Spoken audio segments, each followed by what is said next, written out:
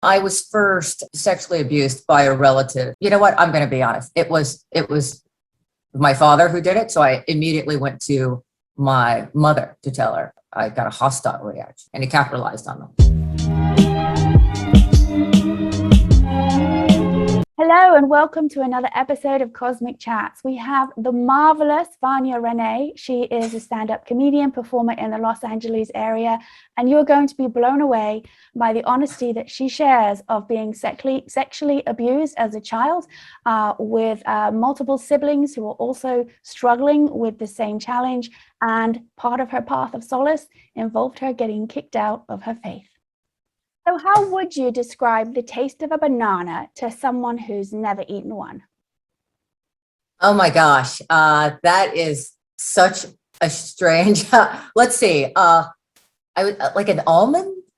The taste of a banana. Maybe also the texture is, well, the texture I couldn't really describe unless it got pretty gross. But yeah, I would say that it tastes like an almond of some sort. That's gotten. It's gotten baked like bread, but then cold, if that makes sense. Hey, it's whatever makes sense to you. So let's just track back a little bit. When did you have your first existential life crisis as a child? Life crisis as a child. That's interesting because you don't expect a child to say that they're having a life crisis. I grew up in a pretty violent and abusive household. And I think that the first time that something odd occurred, I think that's what, I'm stumbling over this because this isn't something that I talk about very often. So, I think when I was first sexually abused by a relative and things change for you as a child, you're no longer a child. You're no longer like, oh, happy-go-lucky and everybody's kind and great and wonderful. When you see the ugly side of life so early, as early as 10, that's when I think that's when there was a break for me. And you're struggling to try to figure out who you are. What does this mean? And yeah, 10 years old, and you realized the world wasn't what you thought it was. The world wasn't safe. The world wasn't safe. And what was your response to that? Was it to become very guarded, or did you do the opposite, try to seek a refuge? What was the first part of the question? Guarded. Oh, guarded. Guarded, or did I run to secret? Right away, I met it head on. Like, went to a parent, hey, this happened. And you know what? I'm going to be honest. It was my father who did it. So I immediately went to my mother to tell her, and was very strong in that she's going to take care of me. But it was the exact opposite reaction. I got a hostile reaction from that. And I think that's when you're further like, oh, okay, the world is not safe. There is nobody to go to. So after that, I think I just stuffed it down. That's just what you do. Okay, nothing's going to come of it. So let's track back, because that's a big experience. Do you have a visceral memory where you may have had an out-of-body experience watching yourself talk to your mum? At the time, did I? Is that now? Can you go back and reference it? Oh, you're saying, can I now do that?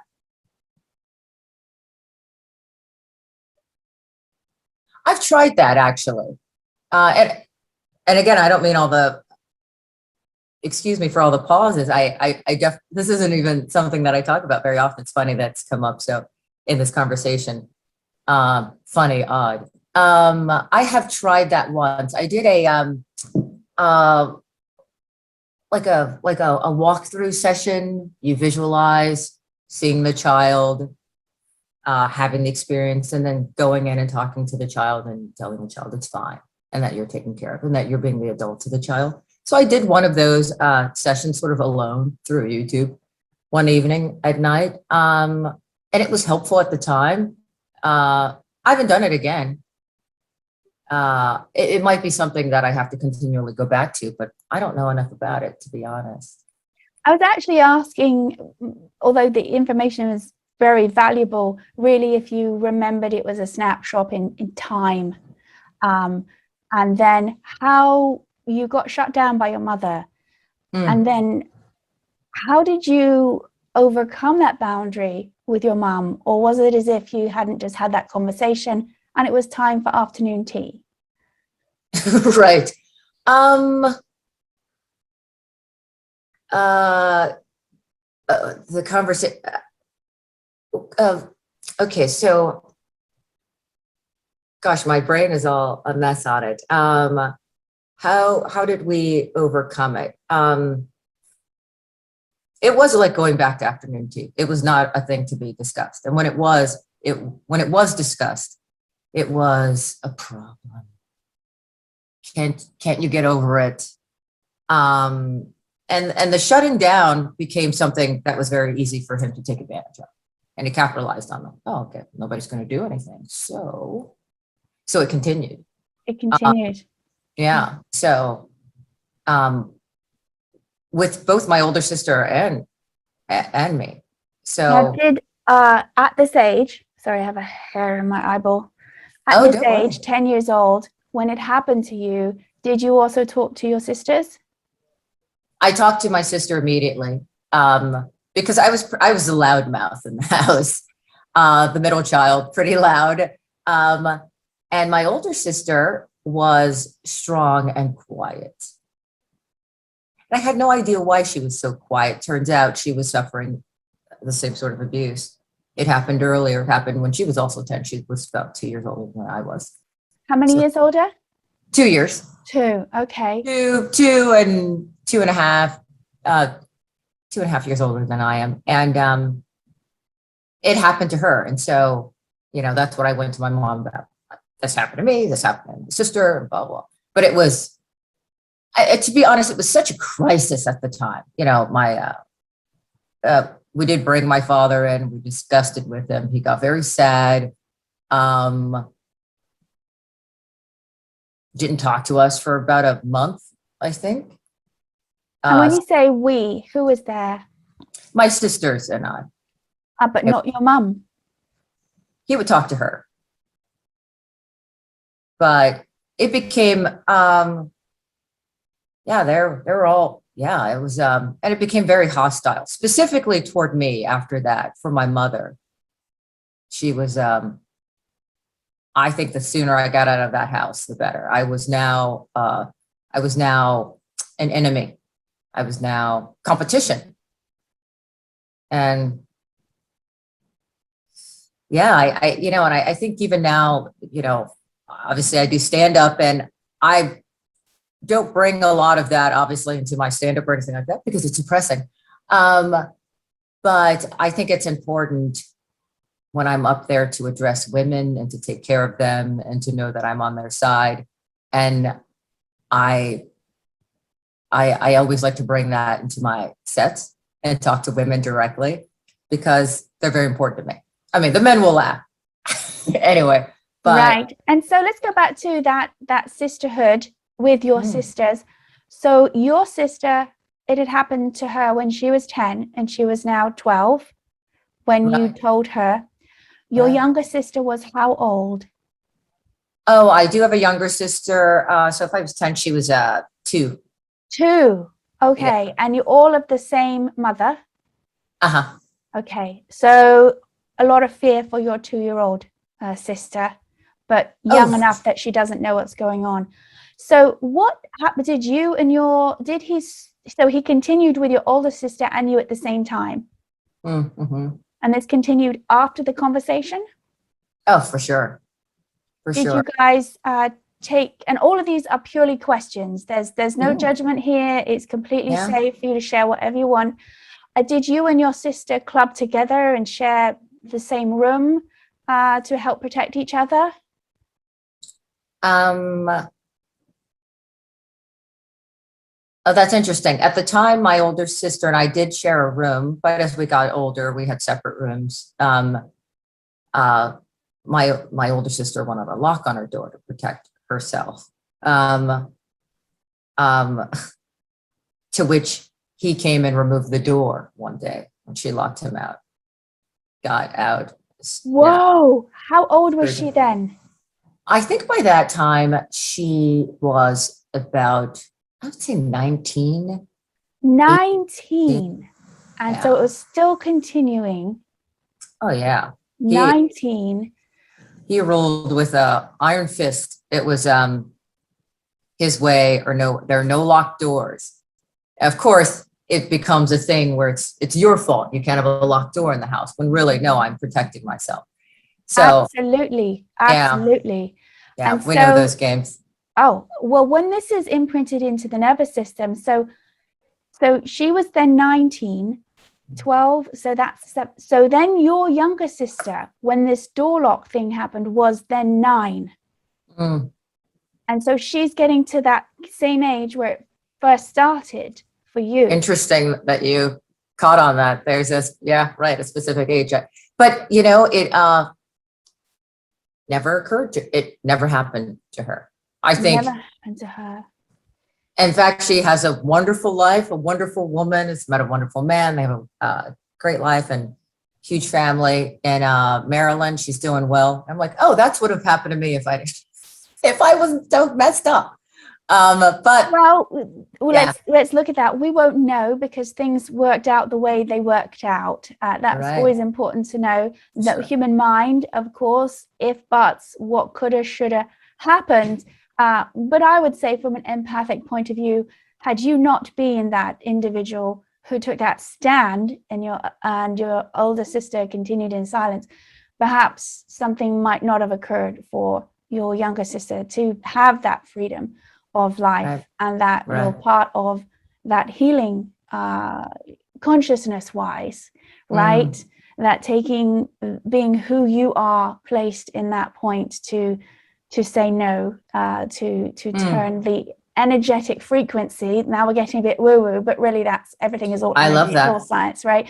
Changing that energetic frequency in that household, that this was no longer something that could be put under the rug. The light was shone, and it was shone by we'll say an extrovert. We'll just say extrovert, right? Now, what age did you leave the household? 23, I moved out on my own, and into an apartment alone. Oh, so happy to be alone. It was even in a bad part of town. I couldn't wait to be in this bad part of town alone. It's just to be from under that, and from under all the games and the stories that we tell others about what's going on in this household. So freedom from. Often people run away as teenagers when this is happening. Had you tried to run away? No, my older sister did. I did take refuge. We were also in a very, we were in a religious community. I was a Jehovah's Witness at the time. So I took refuge in religion, spirituality, that community, until I was kicked out of that. Well, we're just let's talk about that. So you found refuge. There was support. There was. Was there a history of this abuse you'd found out in your family that you didn't know about while you were seeking refuge and learning more about it? There was a history of abuse actually in my family. Apparently my father done that to others as well. And that all blew up around the time that I was 19, if I remember correctly. Yeah. I mean, it's been a roller coaster. that's led me here to LA, and thankfully so, and just in my own place and in my own skin and away from all of that pollution. It's toxic. So what was the inability to get out of the house sooner? What was the stumbling block? And I'm asking psychologically, emotionally, practically, that prevented you from getting up at 16? Oh gosh. I like the idea of stability because I never had any. I like, even now I'm in my place that I love so much. I haven't moved from this location in 15 years. Like, I like that kind of stability. And at the time, as crazy as that household was, it was what I knew. There was a mom there who hated me, admittedly, a father there who wanted me, admittedly. But I knew it. It's the hell I knew, right? So, and so I ended up getting a wonderful job in research in Washington, D.C., at the IMF, World Bank. And I started to do well. At this time, I was already kicked out of the religion. I have to tell you, though, I think part of the stumbling block was I lost my confidence slightly, too. And so I was sort of persona non grata in the household. And then I was kicked out of a religion that I was so devoted to. So let's talk about that. What exactly went down that they decided you were not right for them anymore? Gosh, I was deeply, I was deep into the religion, and I decided I was going to become a sort of Christian missionary, and I was on the path to teach in other countries, maybe Spanish-speaking countries. So I moved to a Spanish-speaking congregation in a different part of the area in Maryland. And you grew up in speaking Spanish? No, I did not. I had been studying it for years, and it just seemed like the natural next step for me on my path to missionary work. And so your family, if I heard correctly, was Jehovah's Witness. Is that right? And then you saw more Christian. You saw a different sect of Christianity, correct? Christianity? Oh, no, the same. No, the same. Okay. All right. Just want to clarify. Oh, yeah. Oh, no, of course. That's fine. Jehovah's Witnesses consider themselves Christian. And, but stayed within the religion, but joined a Spanish-speaking congregation where I met boys, and boys thought I was pretty, and I never thought that about myself before. And that kind of confused me, and I liked it. And I started kissing a lot of them and made out. And this was about what age? I would say 21. I had my first kiss a week from 21. Oh, okay. Later. Yeah. So I'm like, oh, they think I'm pretty. Oh, okay. And then I went to my elders in my own congregation and told them I felt guilty about it, making out with all these boys, and they thought it was to an extent where you have to be kicked out. Was it?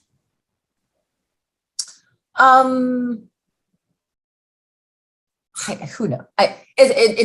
So let's talk about that, just like in a very clinical term. What is the line crossing that you cannot be accepted? Now, is this being accepted to do missionary work or accepted in the faith? This is to be accepted in the faith. This is when they kick you out, excommunicate you. So to not be part of the faith, what is the actual line that someone crosses that's inappropriate? Is it sexual intercourse? Oh, for sure, that. And I thought I had sex, but then you're in a cult. You don't know what sex is when you grow up on it. I'm like, I think I've had sex with a boy, but I hadn't. But okay, so you're thinking of having sex with a boy. We can be as clinical as this was actually what? It's beyond actually clinical. I would say that. What they're looking at is what they where they think your heart is, right? What they have determined. Now here, Right. And I just want to ask the clinical, technical thing before we get. So technically, right. if you had not actually had intercourse, It still right, wouldn't have mattered. it didn't matter because what they thought. But in reality, what had actually physically occurred? I just had made out with a lot of boys. Just Maybe heavy petting, we'll say. Heavy right. petting. Right. There was no release of fluids then? No. Okay. So it was heavy petting. Yeah. That was the actual physical act in the third dimension that happened. That's the thing that made me feel guilty that I should go talk to them. You should talk to them. Okay, great. So you went there with this and then you talked to them and they then, did they know about the abuse? That's where it gets pretty, yeah, that's what I'm still coming to terms. That's where it gets pretty sticky. Yes, they did. But there was nothing they could do about it. Right. And so they already knew about that and accepted you as part of the faith, no problem. But then when you got to heavy petting, that was the problem. Right. There's nothing, exactly. There's nothing they can do about, and my father is in the religion. There's nothing they can do about him. But let's talk about you. Here's the thing. I'm also talking to 3 grown men around my father's age about things I'm doing with boys. I was very uncomfortable. They're not therapists, so they don't understand why I'm uncomfortable and how. So because I was uncomfortable, I started to like laugh a lot, like laughing as I was talking to kind of deal with it. Okay. And it took that as you don't care about God, and that's why. So it was more not the heavy petting, it was more their misunderstanding of abuse and how people respond to it. And so is this a regular occurrence that the elders have no females, or it was just particularly your group? there are no female elders. So yes, please excuse my ignorance. There's no female elders. So it's male elders the same age as your perpetrator, who are not trained or recommended, even within the faith, counseling or mental health professionals, correct? Not mental health professionals at all, which is it's unfortunate because I know that some mean well, but they don't have that sort of mental health training to be in a sort of position to deal with what is really going on beneath the surface. So they decided, oh, you're making light of this, you're out. So it wasn't so much of the heavy petting as they thought, we're looking at you, you're smiling, you're talking about boys and what you did, you obviously don't love God, you're out. And there was no opportunity for one-on-one talking about faith and how to work it out, for lack of a better term. No, yeah, they have a little meeting together after you leave, and then they come back and they make the decision, which is and after that, there's been a long time of me putting myself together, even up until now, because if I'm going to be fully honest, and I haven't talked about this at all, one of the elders on that committee meeting, now that I was excommunicated, and he heard everything about my father and I think he somehow got turned on by that and started calling me late at night when no one else can talk to me to ask me about sex and what I was doing and to tell him about it. And only now, years later, did it occur to me what exactly he was doing. I was like, oh, wait a minute. Right. And this is just for general ballpark for those who are watching, 15, 20 years later? Okay. So what do you do for yourself to help yourself get centered if you can feel yourself beginning to be triggered by some of these past events in present day, where it's not necessarily happening again, but you feel you're going down a bit of an old pattern? What do you do to help yourself? Oh, I'm always struggling. I don't, yeah,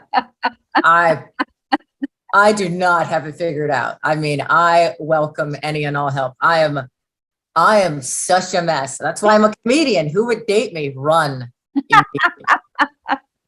I am Well, a mess. those of you who are tuning in, you know, we are part of a meditation nonprofit that goes to underrepresented groups and wellness to bring a change in consciousness, right? Meditation has so many names for it. It's sort of like saying, a doctor says, just come back and, you know, exercise, be a bit more fit. And you don't know what that means. Is it like walking around the block with a Slurpee, or is it training for a marathon? Either way, it just means be more fit. And so this is where meditation can get really wobbly for people. But we do teach a practice that's self-sufficient. You learn over a series of 4 days, a couple of hours each, by a teacher that's got over 6,500 hours of training. So you can get that nervous system off from that fight or flight. And if anyone has had any abuse as a child, the nervous system has an imprint now to go to fight or flight preemptively in order to preserve the physiology. This is common sense. But when that's run for 20 plus years, the adrenals are up, right? The system is used to being up here. There's no way to kick it back. And in fact, attempting to kick it back, it feels abnormal. And then what happens is the physiology and the mind tries to create something, drama, right, to have a reason for it to be at this heightened state.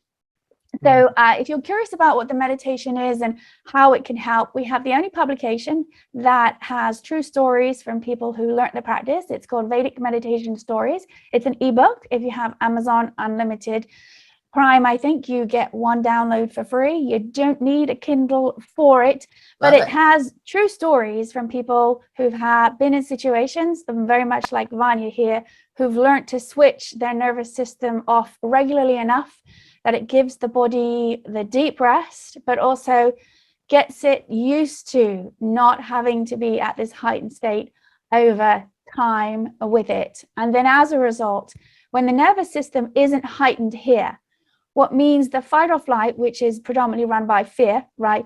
It goes down to a normalized state. And guess what? We start making decisions in regular life that connect further into our intuition without that fight or flight. So we have the mind and then we have the heart. And we're all very intuitive, but sometimes, especially if someone has gone through abuse as a child, it's imprinted in that nervous system. Listening to that inner voice is always questioned because there was that imprint of that authority figure, the so-called individual who is supposed to take care of you, provide provision and shelter, that has made you question that. No, we don't have doors anymore because, whereas, you know, and then that naturally occurs. But when we get our system moving away from fight or flight regularly, we start to listen to that intuition even more. And then that leads us to a heightened state of bliss because we're following more of our own path. But the questioning is so hard. And if it's there and it's been put in at a young age, so we're doing more than simply meditation. We want to help people shift their consciousness to go in and listen to themselves. And ultimately, if everyone was doing this, even I think only 1% of the world, we'd actually have something called world peace, I believe. Ooh, what a that'd be concept. great.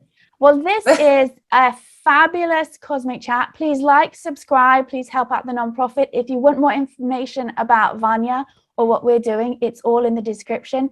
I definitely feel that a part 2 should be coming on because I greatly appreciate your candor, your willingness to be honest about this. And if you too have had any of these issues, we're going to put down links of places that you can go to seek help when you are experiencing it sooner than later. And thank you again for joining us on this episode of Cosmic Chats.